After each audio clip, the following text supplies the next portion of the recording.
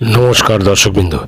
গতকাল উচ্চ মাধ্যমিক শিক্ষা সংসদের তরফ থেকে সমস্ত স্কুলের প্রধান শিক্ষক এবং ছাত্রছাত্রী, বিশেষ করে উচ্চ মাধ্যমিকের ছাত্রছাত্রীদের জন্য একটি গুরুত্বপূর্ণ বিজ্ঞপ্তি জারি করেছে, সেটি আমি আপনাদের সঙ্গে শেয়ার করছি।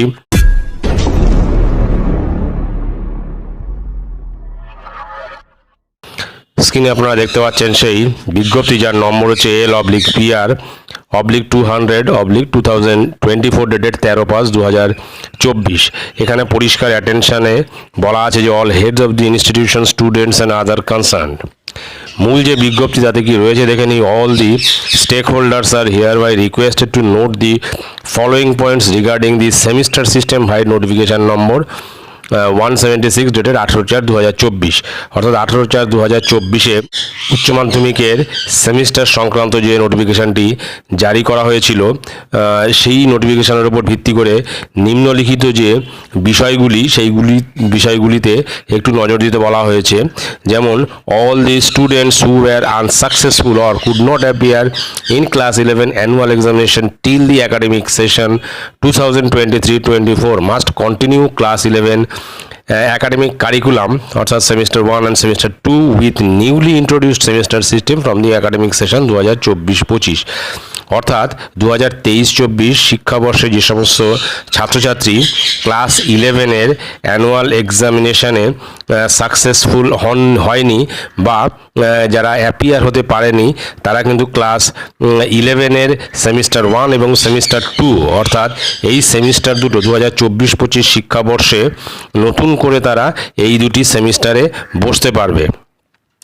তারপর যেটা বলা আছে, any students who has already past 11 annual examination in 2024 or 2023 or any continuing in special candidates if desired may continue class 11 academic curriculum, অর্থাৎ semester 1 semester 2 a fresh under newly introduced semester system from the academic session 2024-25 by giving an undertaking in this respect to the council through his or her head of the institutions।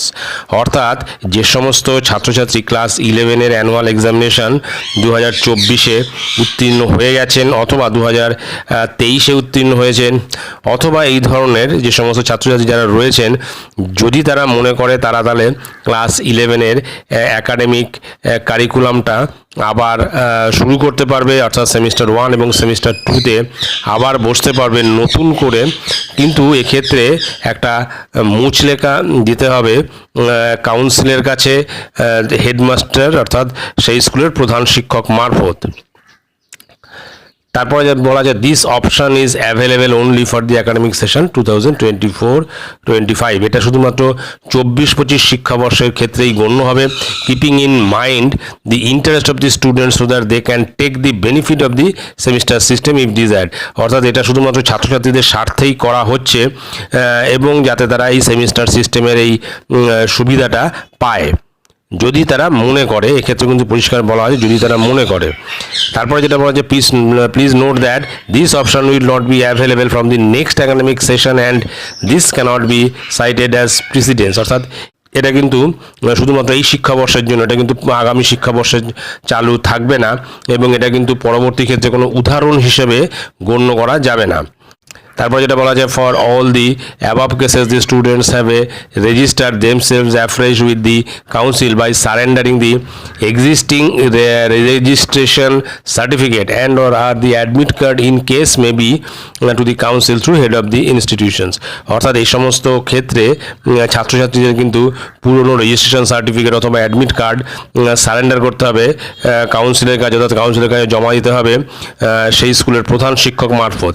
তারপরে দি condition of registration of a student within 3 years from the years of passing his or madhyamik porikha or equivalent examinations including the year of examination will be relaxed based on his or prior। অর্থাৎ এই কাজটা কিন্তু করা যাবে শুধুমাত্র যে বছর মাধ্যমিক পরীক্ষা উত্তীর্ণ হয়েছেন, অর্থাৎ যে বছরে মাধ্যমিক পরীক্ষায় তারা পাশ করেছে সেই বছর থেকে 3 বছর পর্যন্ত বা 3 বছরের মধ্যে এই কাজটি কিন্তু করা যাবে, এর পরে কিন্তু আর করা যাবে না। তারপর নিচে সিগনেচার আছে professor doctor Chiranjib Bhattacharya, president west Bengal council of higher secondary education. তো এটাই ছিল গুরুত্বপূর্ণ আপডেট। ভিডিওটি ভালো লাগলে অবশ্যই সাবস্ক্রাইব করবেন চ্যানেলটি। পরবর্তী আপডেট ভিডিও পাওয়ার জন্য ধন্যবাদ।